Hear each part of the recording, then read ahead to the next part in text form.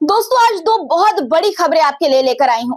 America जो दुनिया में शांति का सबसे बड़ा ठेकेदार बनता है, एक बार फिर से अपने हथियारों के खेल में बिजी हो गया है। इस बार निशाना है यमन और बहाना वही पुराना, दुनिया को आतंक से बचाने का। लेकिन यह बहाना यमन के आगे नहीं चला। यमन ने आज अमेरिका को ऐसा गम दिया है कि जिंदगी भर भूल नहीं पाएगा यूएस।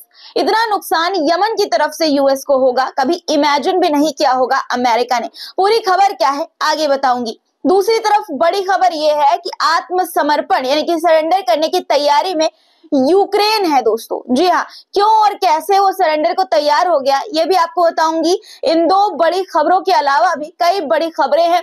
हिजबुल्लाह ने इसराइल को चेतावनी दी है, क्या है वो चेतावनी ये भी आपको आगे बताऊंगी, इसलिए वीडियो आखिर तक जरूर देखिएगा। और दोस्तों सबसे पहले वीडियो को लाइक कर दीजिए अगर आपने नहीं किया है अभी तक तो, और कमेंट में जहां से आप हमारा ये वीडियो देख रहे हैं वहां के नाम के साथ वीडियो पर अपनी राय जरूर लिखा करिए। द लाइव टीवी, सच सबसे आगे। आदाब दोस्तों, मेरा नाम है मिसबा खान और आप मुझे द लाइव टीवी पर देख रहे हैं। दोस्तों खबर है कि गोला बारूद, कई लड़ाकू जहाज समेत कई हाईटेक हथियार ले जा रहे यूएस के जहाज को हुती लड़ाकों ने बम से उड़ा दिया। यमन ने खुद इस बात को माना है और इसी से इसराइल आग बबूला हुआ है और यूएन में अब गिड़गिड़ा रहा है। यमन के प्रवक्ता ने बड़े गर्व से यह ऐलान किया कि उन्होंने अमेरिकी विमान वाहक पोत यूएसएस हैरी एस ट्रूमैन पर हमला किया। यमन ने एक अमेरिकी F-18 फाइटर जेट को भी मार गिराने का दावा किया है। यमनी सेना ने यमन पर बड़े हवाई हमले की अमेरिकी प्लानिंग्स के बीच 8 क्रूज मिसाइल और 17 ड्रोन के जरिए अमेरिकी विमान वाहक पोत और उसके कई विध्वंसक जहाजों यानी कि डिस्ट्रॉयर शिप्स को निशाना बनाया।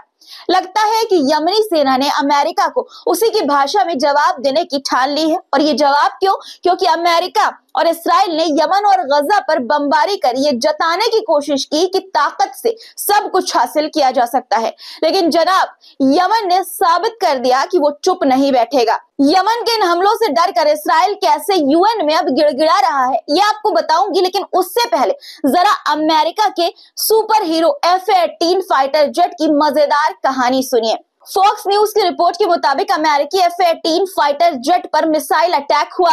पायलट्स ने बड़ी मुश्किल से अपनी जान बचाई, मगर इस पूरे मामले में चौंकाने वाली और मजेदार बात जो निकलकर सामने आई वो ये है कि ये मिसाइल उसी अमेरिकी गाइडेड मिसाइल क्रूजर गेटिसबर्ग से फायर हुआ जो USS Harry S Trueman aircraft carrier की सुरक्षा के लिए यानी कि सेफ्टी के लिए तैनात था। यानी कि फ्रेंडली फायर का शानदार नमूना। बताइए, अपने ही लोग अपने ही फाइटर जेट पर हमला कर बैठे। इस खबर के सामने आने के बाद सेंटकॉम ने इसे फ्रेंडली फायर करार दिया। जल्दी जल्दी बयान जारी कर कहा कि हम गलती की जांच कर रहे हैं। लेकिन अमेरिकी नेवी के पायलट अब इतने नाराज हो गए होंगे कि शायद अब की बार अपनी जहाज पर नो फ्रेंडली फायर प्लीज का साइन लगा लें। सोचिए, इतने एडवांस सिस्टम और ट्रेनिंग के बाद भी ऐसी गलती अमेरिका से हो गई, वो भी यमन के सामने। ये सोचने वाली बात है और इससे पता चलता है कि अमेरिका यमन के सामने किस तरह से कपकपा रहा था। दोस्तों दरअसल ये घटना तब हुई जब यमन की राजधानी सना पर अमेरिकी एयर स्ट्राइक हुई। शनिवार की रात इस बमबारी के बाद यमनी सेना ने जवाबी कार्रवाई की और रेड सी में अमेरिकी पोतों पर यह बड़ा हमला किया। इस बीच इसराइल पर यमनी बैलिस्टिक मिसाइल के हमले भी हुए और इन हमलों के चलते देखिए कि कैसे इसराइल में सायरन बज उठे।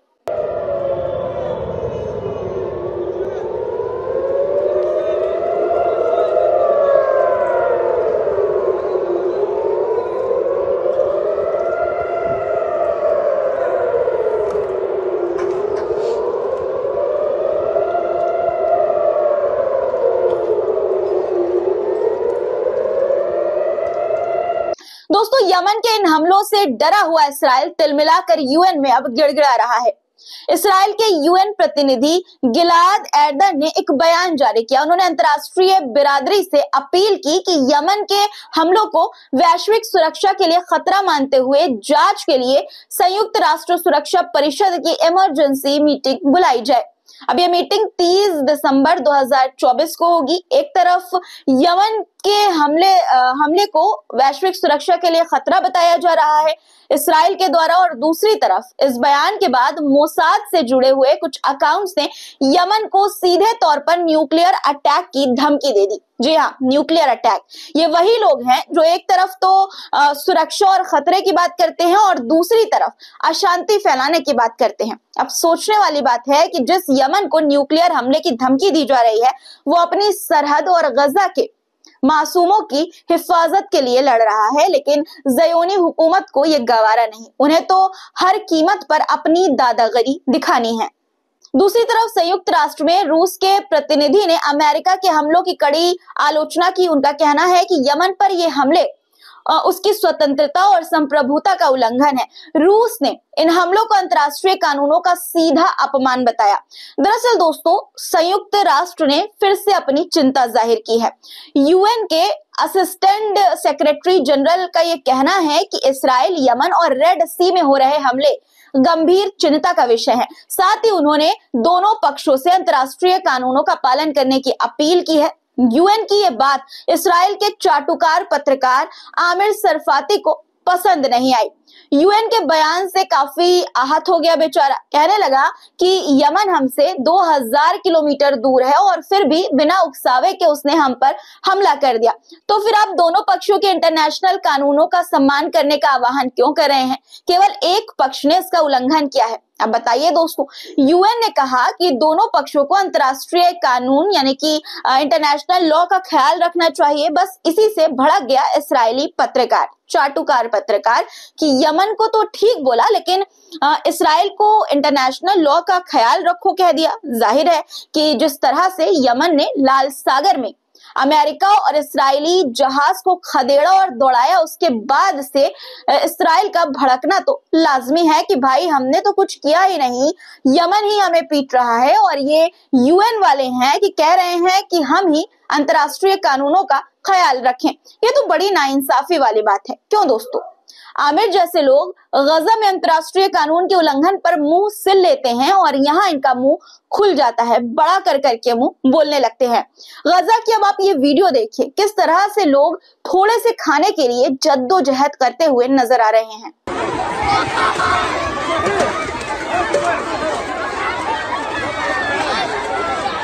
गजा में भूख और तबाही का मंजर हर दिन गहरा होता जा रहा है।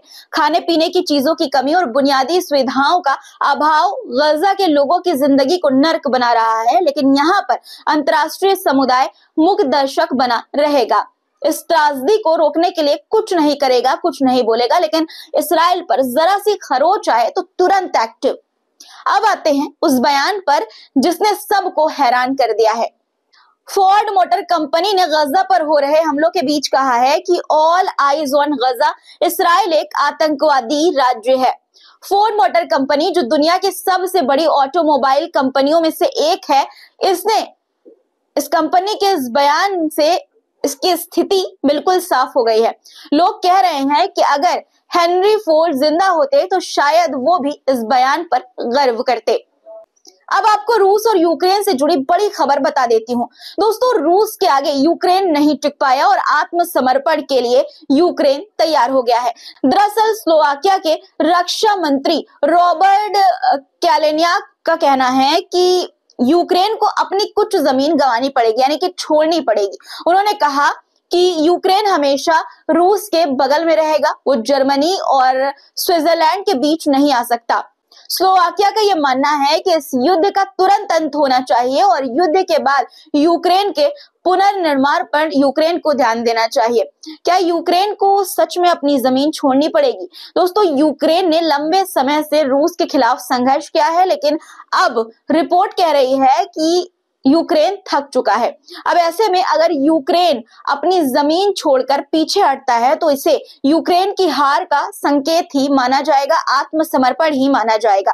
दोस्तों, क्या आपको लगता है कि यूक्रेन को अपनी जमीन छोड़नी चाहिए, पीछे हटना चाहिए, या फिर ये संघर्ष जारी रखना चाहिए? क्या स्लोवाकिया का बयान सही है? आपकी क्या राय है इस पर कमेंट में लिखिएगा। और दोस्तों, अब अगली खबर पर आते हैं। अगली खबर जो है वो हिजबुल्लाह की चेतावनी से जुड़ी है। हिजबुल्लाह ने ये कहा है कि वो इसराइल के खिलाफ अपनी पूरी ताकत से जवाब देने के लिए तैयार है। लेबनान के हिजबुल्लाह नेता महमूद कमाती ने अल मनार नेटवर्क से बात करते हुए कहा है कि उनके पास सभी सैन्य क्षमताएं पूरी तरह से बरकरार है। हिजबुल्लाह ने संघर्ष विराम के दौरान भी मिसाइल हमले किए थे और अब जब विराम समाप्त होगा वे इसराइल के खिलाफ निर्णायक प्रतिक्रिया देंगे। उन्होंने कहा कि हमने 60 दिन तक संयम दिखाया, लेकिन अब हमें इन उल्लंघनों का जवाब देना होगा। इसराइल को अब कब्जेदार माना जाएगा और उसका इलाज उसी हिसाब से होगा। इस बीच लेबनान के संसद अध्यक्ष नबी बेरी ने इसराइल से संघर्ष विराम समझौते का पालन करने की अपील की है। रिपोर्ट्स के मुताबिक इसराइल ने कई गांवों में घुसकर घरों को जला दिया है लेबनान में, जो संघर्ष विराम के उल्लंघन के रूप में देखा जा रहा है। हिजबुल्लाह के नेता कमाती ने कहा कि वे इसराइल की इन हरकतों को बर्दाश्त कतई नहीं करेंगे और उनका संगठन पूरी तरह से तैयार है किसी भी प्रकार की आक्रामकता का जवाब देने के लिए। कमाती ने यह भी कहा कि अगर अमेरिकी या फ्रांसीसी हस्तक्षेप से हिजबुल्लाह की प्रतिरोध क्षमता पर कोई असर पड़ता है तो उनका संगठन इन लोगों का भी विरोध करेगा। उन्होंने ये साफ कहा कि अगर संघर्ष विराम समझौते का पालन नहीं किया गया तो कोई भी पक्ष उस समझौते के लिए बाध्य नहीं होगा। यानी कि दोस्तों किसी पर भी ये लागू नहीं होगा कि वो समझौता माने। आपको बता दूं कि कई बार जो है वो इसराइल ने लेबनान में युद्ध विराम का उल्लंघन किया है। अब हिजबुल्लाह की तरफ से चेतावनी आ गई है कि अब इसी तरह से अगर ये इस तरह से इसराइल करता रहा तो हम बहुत ज्यादा आक्रामक जवाब देंगे, हम भी पीछे नहीं हटेंगे, चुप नहीं रहने वाले। दोस्तों हिजबुल्लाह की इस बात पर आपकी क्या राय है, पूरी वीडियो पर खबरों पर आपकी क्या राय है, कमेंट में जरूर लिखिएगा। आज के लिए फिलहाल इतना ही, फिर मुलाकात होगी आपसे कुछ नए मुद्दों के साथ। वीडियो अभी तक देख रहे हैं और लाइक नहीं किया है तो जल्दी से लाइक कर दीजिए और शेयर भी लगे हाथों कर ही दीजिएगा। फिर मुलाकात होगी कुछ नए मुद्दों के साथ, तब तक के लिए अपना रखिए ख्याल। खुदा हाफिज।